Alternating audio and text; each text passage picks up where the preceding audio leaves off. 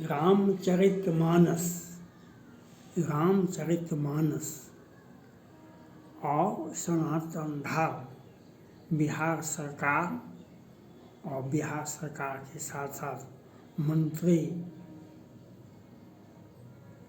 माननीय प्रोफेसर चंद्रशेखर यादव जी, उत्तर प्रदेश के अखिलेश यादव जी और पूर्व मंत्री और समाजवादी पार्टी के बड़े नेता मौर्या जी और तमिलनाडु के मुख्यमंत्री और डी राजा, ये सारे लोगों ने रामचरितमानस पर हो हल्ला किया। बेन कहो रामायण में ये है, ढोल गमार सुर पर सुनारे ये हैं, सकल तारना के अधिकारी। बिहार से शुरू हुआ, बिहार से 100 में 90 हमारा है, 10 का शासन नहीं चलेगा, रामायण पर बैन कहो, रामायण पर बैन कहो। तो इलाहाबाद है, वहाँ पर रामचरितमानस जलाया गया उत्तर प्रदेश में, तो FIR हुआ। तो इलाहाबाद हाई कोर्ट के बड़े न्यायाधीश ने रामचरितमानस की व्याख्या की। ये जब भगवान राम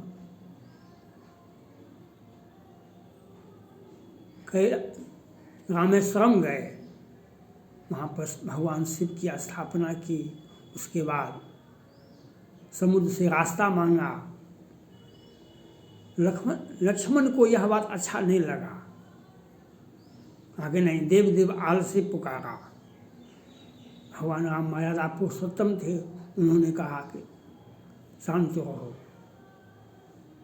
तो 3 दिन तक समुद्र की प्रार्थना करते रहे भगवान राम, लेकिन वह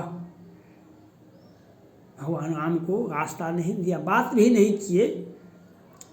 तब भगवान राम ने गुस्सा करके कहा, लक्ष्मण बाण सरासन आन, ऐ लक्ष्मण बाण लेते आओ, आज हम समुद्र को सुखा देते हैं।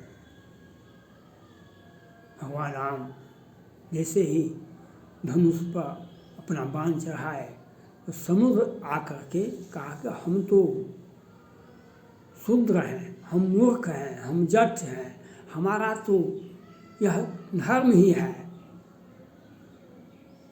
जो हम जल्दी बात नहीं सुनते हैं।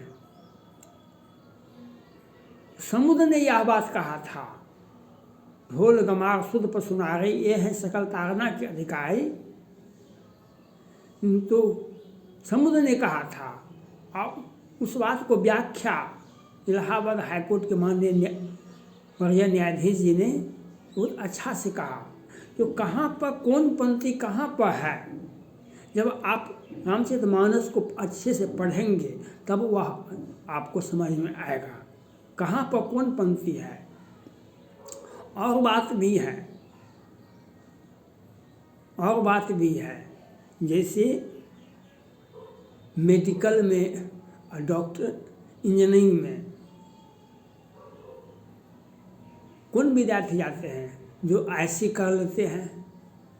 IC करने के लिए शुरू से केमिस्ट्री का ज्ञान होना ज़रूरत है, फिजिक्स का ज्ञान ज़रूरत है।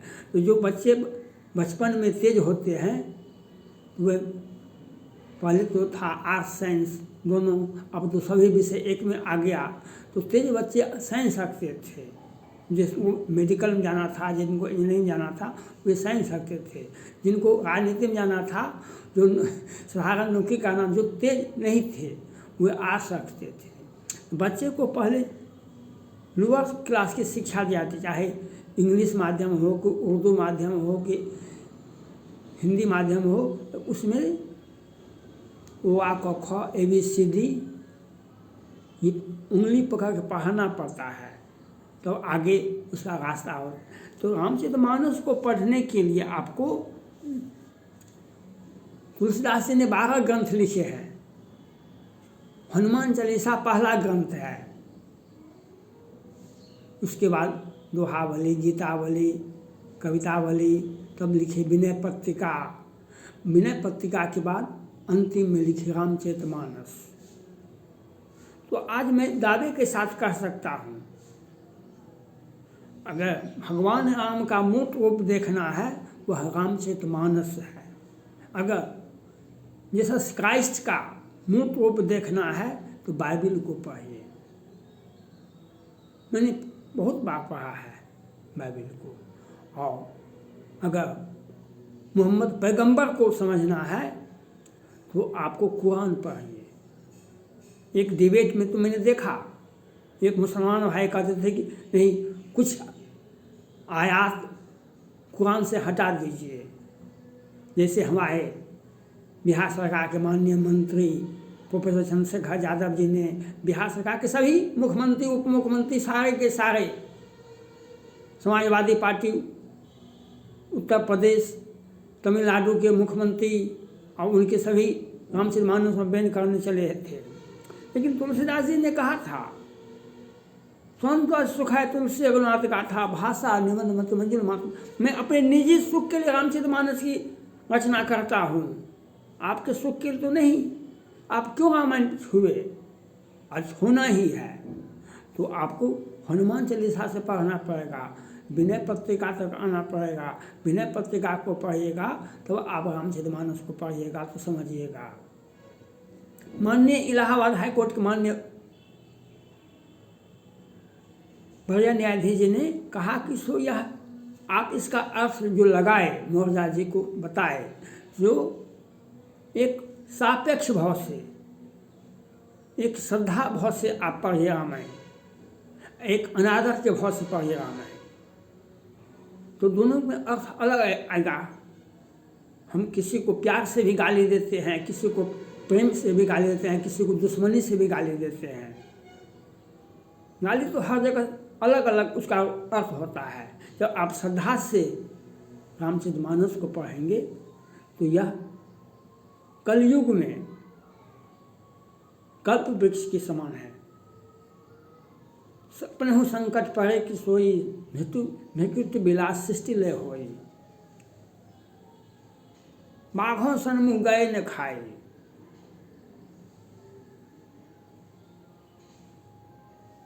कबहू काल में व्यापहि तो ही, जो निरंतर मोहि भजे। भगवान राम ने कहा, जो आपको सकल विघ्न व्यापहि नहीं ते ही, राम सु कृपा बिलो कहीं जे ही। सकल विघ्न व्यापहि नहीं ते ही, राम सु कृपा बिलो कहीं जे ही। जो रामचरितमानस के पास जाते हैं, राम के पास जाना होता है। और राम के पास जाने से रावण ने क्या किया? विभीषण को कष्ट बहुत दिया। विभीषण को बहुत कष्ट दिया रावण ने, लेकिन क्या हुआ?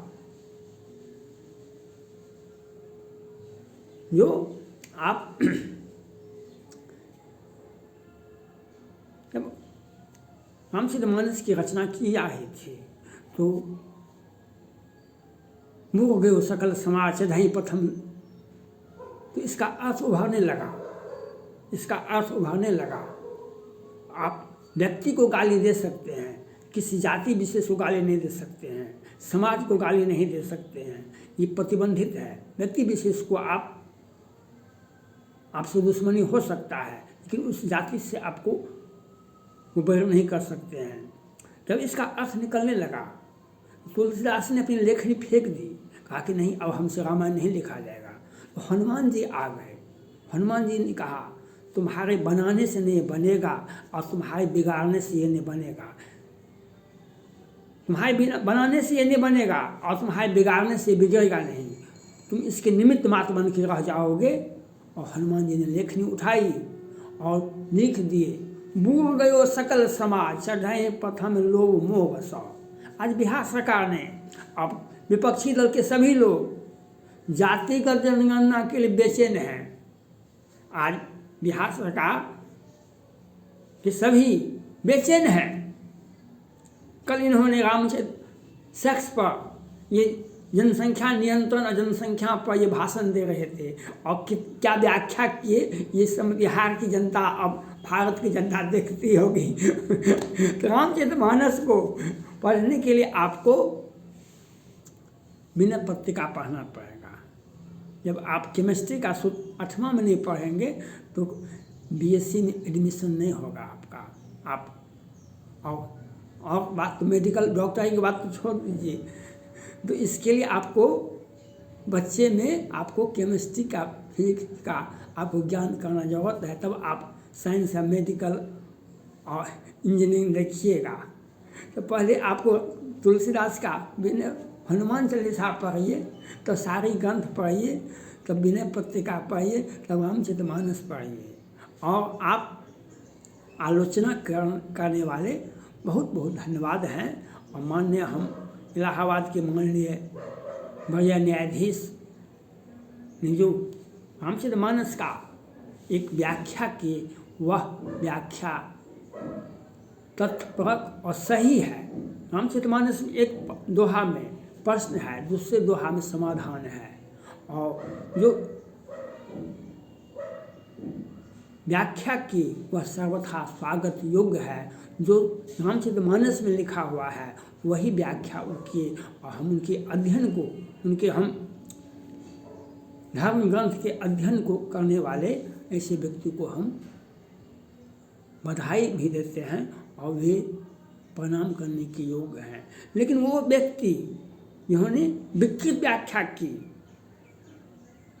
वह समाज में आग लगाने का काम किए। और प्रोफेसर चंद्रशेखर यादव जी ने भी कहा, हम 22 वर्षों से पढ़े हैं। यह बात सही है माननीय प्रोफेसर चंद्रशेखर यादव जी, आपके पिताजी अच्छे थे। आप दोनों भाई, एक भाई JNU से प्रोफेसर हैं, एक भाई आप हैं, लेकिन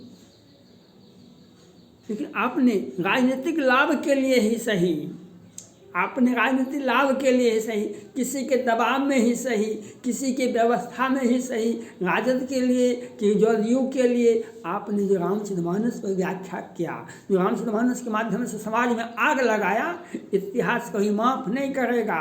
आप प्रोफेसर थे, हैं, रहेंगे, मंत्री तो अभी हैं। जब आपके चरित्र पर, व्यक्ति विशेष पर जब आरोप लग जाता है, काला धब्बा लग जाता है, तो वह उस व्यक्ति को सदा सदा के लिए आरोपित हो जाता है। समाज उसको उसी भावना से देखते हैं जिस भावना से वह उन पर आरोपित किया जाता है। समाज ने जिस आरोप पर उंगलियां उठाई है, उसी आरोप के वह व्यक्ति आदी हो जाते हैं। आपने जो रामचरितमानस की व्याख्या की, वह समाज में आग लगाने का काम किया। आपने समाज में आग लगाने का काम किया।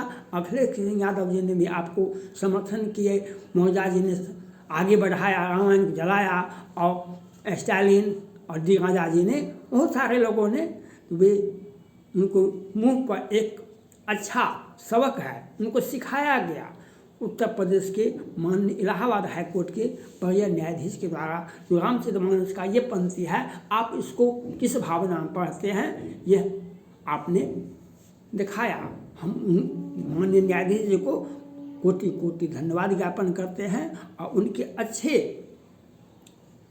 धर्म के प्रति, रामचरितमानस के प्रति जो लगाव है, वह और किसी भी परिस्थिति में ऐसा कोई व्यक्ति धरती पर नहीं हुआ है, नहीं हो सकता है जो रामचरितमानस, बाइबिल और कुरान पर उंगलियां उठा सके। हो सकता है आप किसी अवस्था में, ऐसे अवस्था में हैं जो आपको व्याख्या करने का विद्वान हो गया। रजनीश ने एक बार कहा था अपने फिलॉसफी में, मैंने रजनीश का किताब पढ़ा था, कहा था जो संभोग से समाधि कियो, संभोग से समाधि कियो। उनका फिलॉसफी बहुत अच्छा था, लेकिन कुछ दिनों के बाद उन्होंने कहा, अमेरिका में कहा है, जो जितना प्यार हमने किया इतना प्यार कोई नहीं किया। तुरंत अमेरिका का गुप्तचर एजेंसियां जो है उनको धरा पकड़ा।